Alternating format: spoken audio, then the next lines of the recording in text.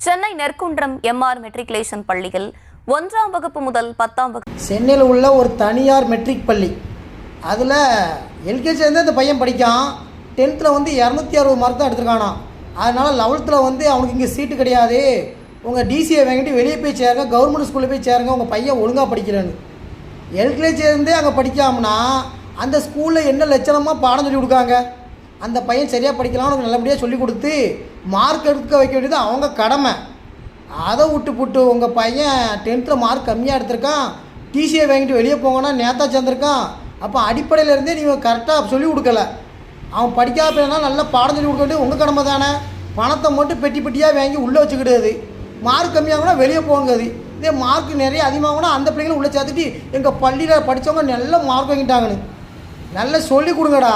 பணத்தை மட்டும் வாங்கிட்டீங்க. தனியார் ஸ்கூலில் உள்ள முட்டா பிள்ளைகளா எல்லாம் படித்தவங்க மாதிரி தெரியல, முட்டாளாக இருக்கான ஸ்கூலில்.